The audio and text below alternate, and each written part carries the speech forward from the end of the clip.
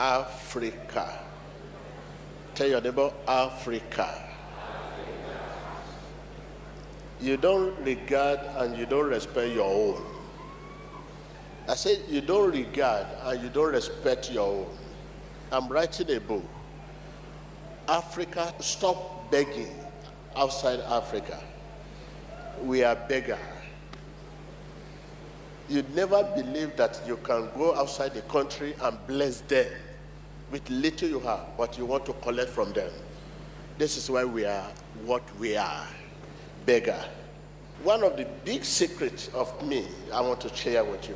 All this crusade you see me doing all over the world, Singapore, Indonesia, those big countries, I pay 99% of the money.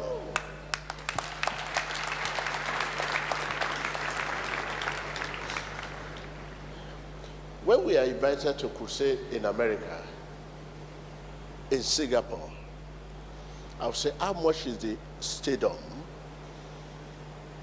If the stadium is $100,000, I'll say, do you have any area you want to support? They say, no, we are going to rent it. No, you can't rent it for me. For reason known to me, we don't control the Holy Spirit. Let me pray for whom God wants me to pray for. Don't pay and start bringing your brother for prayer, your sister for prayer, your cousin for prayer, your businessman for prayer. If you pay for the stadium for me and you invite me for crusade, you collect money from those big businessmen that are sick, and they are the one you arrange in front for prayer. And you will now be telling me, pray for this person. Don't pray for this one. Pray for this one. Don't pray for this one. This one, pray for him. Pray for this one. Pray for this one. You have not prayed for this one, man of God. He's the one that pays 70% of the money.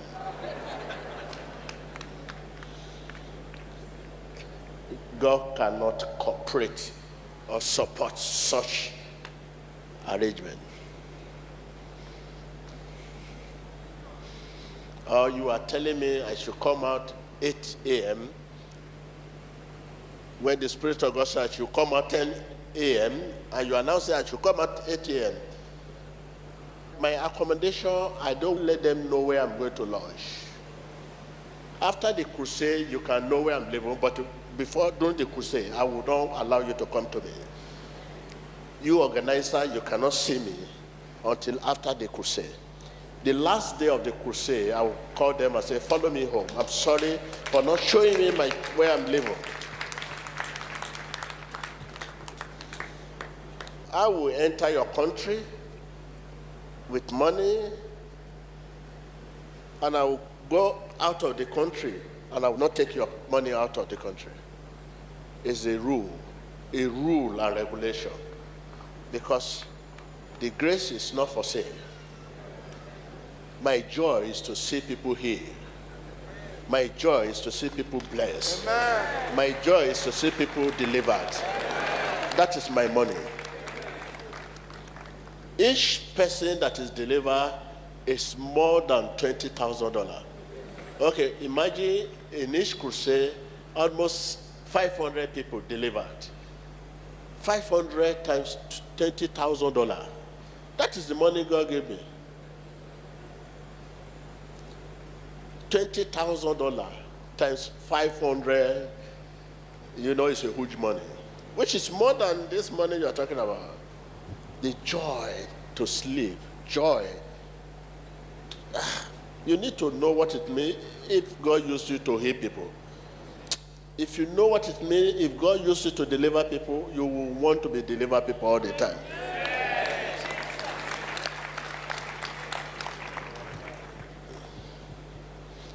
If you know what it means, the joy in using you to deliver people, you will never ask the people you deliver to bring cover or money, anything. Even when they give you, you beg them, please, don't destroy my life. If you know what it is, brother, stand up. You're from where? Zambia. Zambia. If you know what it is to set you free, you are here with situation now. From Zambia, you are here with the situation. If you know what it is to set you free from your problem, it's more than $1 trillion only you. Amen. So, if you know what it is to set people free, you will never, even the person, after set you free, don't wait for the person to greet you, thank you. It's thank you, you don't need it. This is why, after praying for you, I leave you. I don't want you to say thank you, sir. I don't want that. Because God has given me something more than thank you, sir. And I don't want anything to affect that thank you, sir. If God used you to remove the pain of one, you are more than millionaires.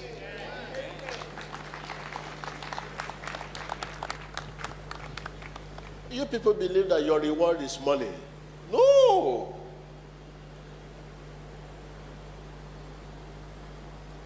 If you know what it means to do something and collect money, and that money is that your gain, you are robbing yourself. Something insufficient. And that money is what?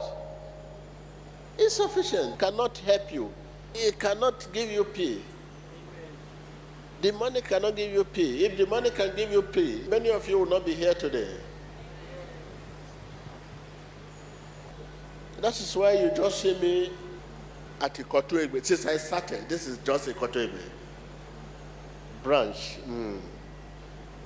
From the Kotoegbe now to where? Look at the glory of God. Because expansion of the grace can be dangerous if you are not careful. If God gives you $1 and that $1 increase to $100, it could be very dangerous. That is why when the grace of God is expanded, you too, you have to be very careful. Contain it, contain it. If you are not ready, hold it. You can know if you are not ready. Like many of us, you do little business, millions of dollars enter your pocket because you have millions of dollars. You establish many companies. Will you be able to contain it? Will you be able to hold it? Will you be able to have power over this company? Or you ministers of God, God call you as a minister, and you start. You are gifted with message. Powerful message. When you are talking, people cry. A lot of people keep trooping to your church, because of that. You suddenly anoint this one. You suddenly anoint this one because church is growing. Anoint this one, church is growing. Big church. Hey. Okay, you go to Zambia. Go and establish one.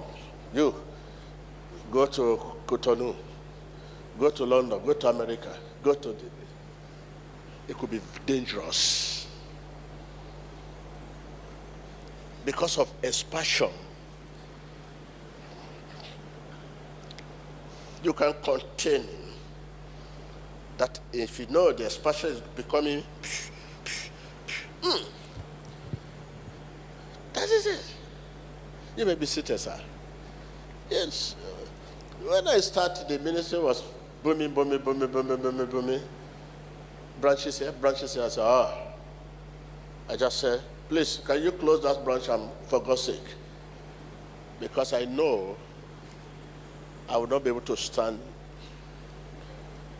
even though there's great power, but the human side of me.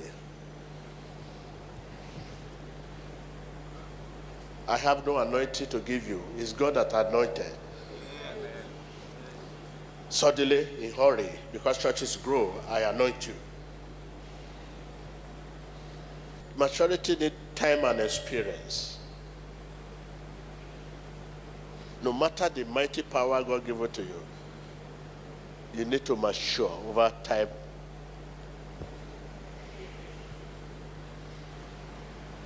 You can go up and come down again. This is what has happened to many of us here. You are up there one time, but now you start again from the beginning. What kind of lie is that? Why can't you take it easy and go up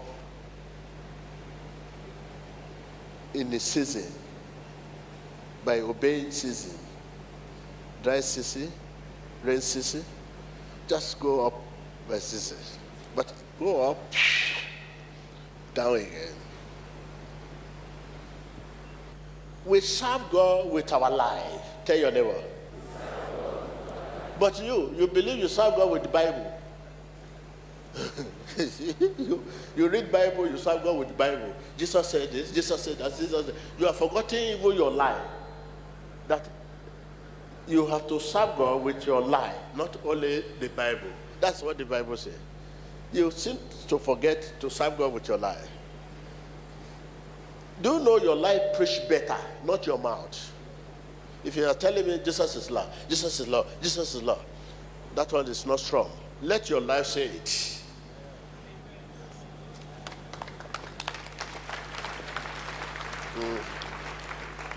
If I stand here and begin to tell you Jesus is Lord, yes, Jesus is Lord, Jesus is Savior, Jesus is that, Jesus is this is that.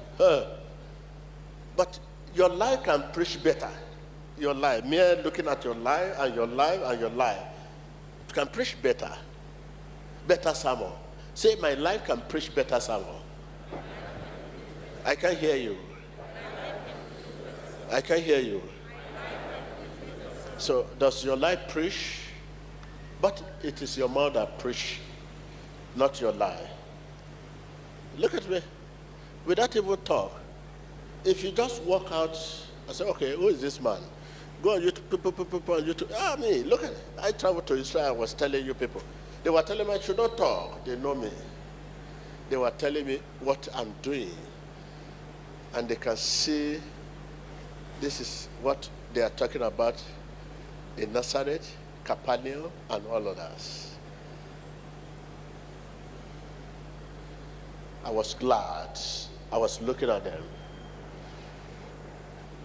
So that is my life. I'm not preached this time. My life preached to them.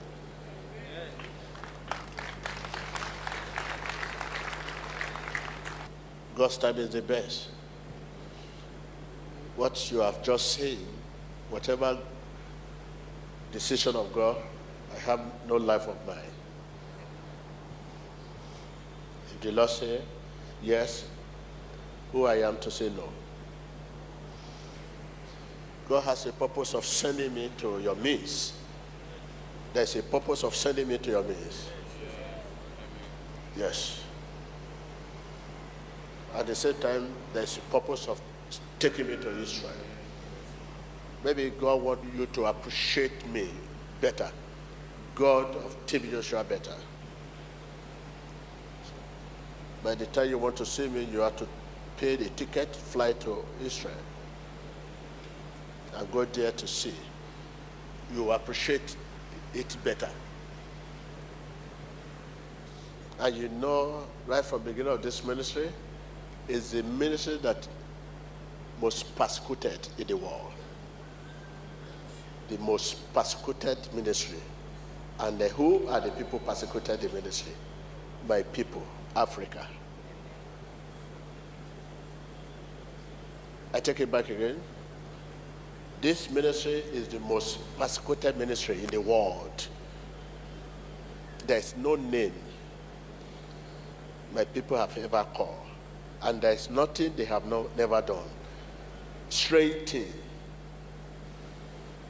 And who are the people? My people, Africa. It has not been an easier thing, if not God. That is why I choose to live a lonely life. If you want to see me, come to this church. I don't go out. That's lonely life. Because it has not been easy. Because I don't know who is friend, who is enemy. I don't know.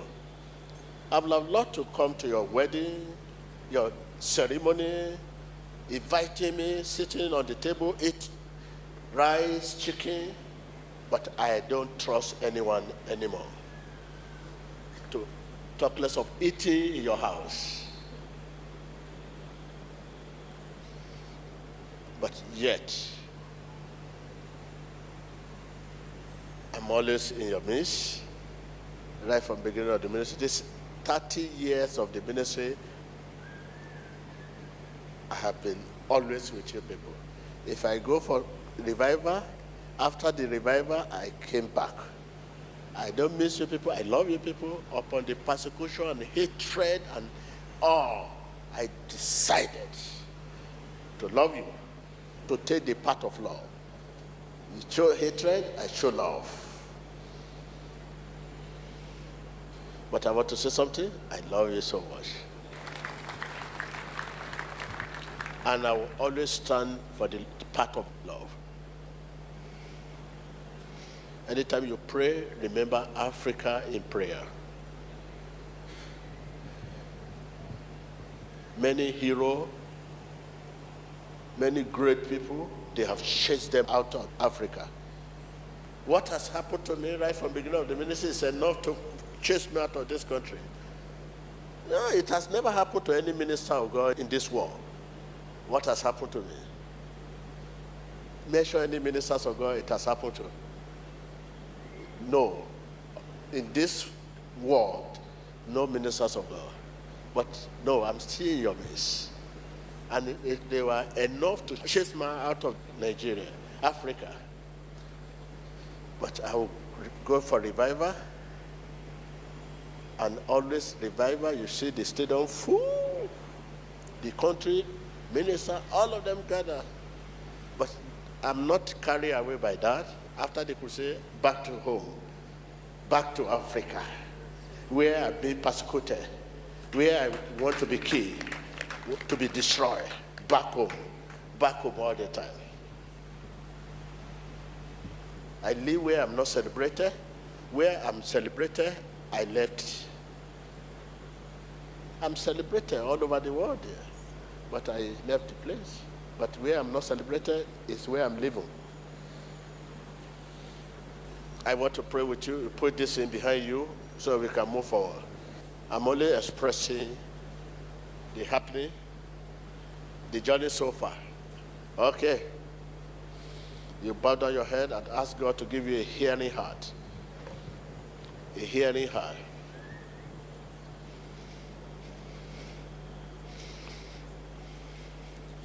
In Jesus Christ's name. Ask God to give you strength so that you will not give up. Don't give up. Where you are not celebrated is the best place to stay, to get strength. When you are in the midst of battle, you are building yourself. It's good. Where you are not celebrated, where you are being persecuted, is the best place for you to live. So it will build you. All this will build you. Gold cannot be gold without pass through furnace. Human character too need to pass through war. That is why I decided to stay where I'm not celebrated, here in Nigeria, here in Africa. Oh, I stayed there to build the grace of God. When the grace of God is in the midst of challenges, it gets stronger. So that is why I stay in your midst. Ask God not to give up. Give you the grace to stay where you are not celebrated.